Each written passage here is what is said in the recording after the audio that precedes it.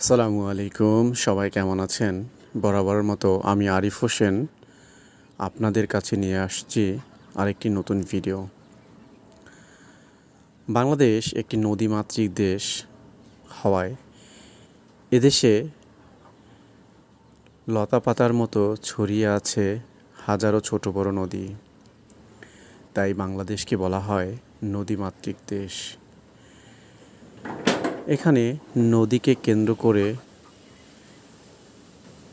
হাজারো লোকের জীবন পরিচালনা করা হয়ে থাকে। বাংলাদেশে হাজারো পেশাজীবী লোক থাকলেও এদের মধ্যে জেলের সংখ্যা অনেকটা বেশি। কারণ বাংলাদেশ একটি নদীমাতৃক দেশ হওয়ায় এদেশের বেশিরভাগ লোকই নদীর উপর নির্ভর করে তাদের জীবিকা। তেমনি একটি মনোরম দৃশ্য আজ ধরা পড়েছে শরীয়তপুর জেলার নড়িয়া থানার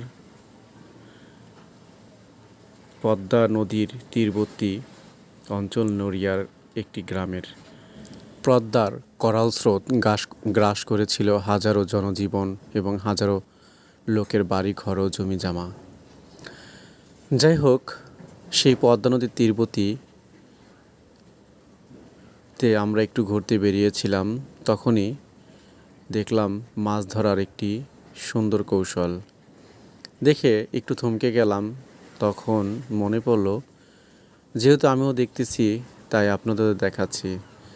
ছোটবেলায় একটা গল্প পড়েছিলাম, সেই গল্পের একটি দৃশ্য হচ্ছে এই নৌকার মধ্যে আমরা গ্রাম্য ভাষায় যাকে ভ্যাসাইল বলি, সেই ভ্যাসাইল আকারে মাছ ধরা। ছোটবেলায় শুধু বইতেই দেখেছিলাম, আজ বাস্তবে দেখলাম, তাই ক্যামেরাবন্দি করলাম আপনাদের জন্য, আপনারাও দেখেন।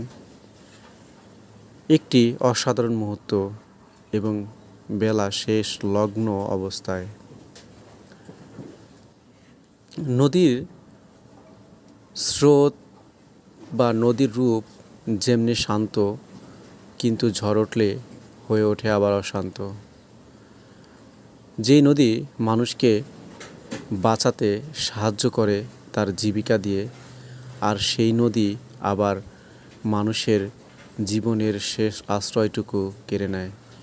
সুতরাং নদীমাতৃক দেশ হওয়ায় এর ভালো এবং খারাপ দুটো দিকই রয়েছে। আশা করি ভিডিওটি আপনাদের সবারই ভালো লেগেছে। আর এরকম নিত্য নতুন ভিডিও দেখার জন্য আমার বাংলার বিচিত্র চ্যানেলটি সাবস্ক্রাইব করে রাখবেন। এছাড়াও আমার Facebook profile Arif Hossain follow দিয়ে পাশেই থাকবেন। আপনাদের ক্ষুদ্র ভালোবাসা আমি অনুপ্রাণিত।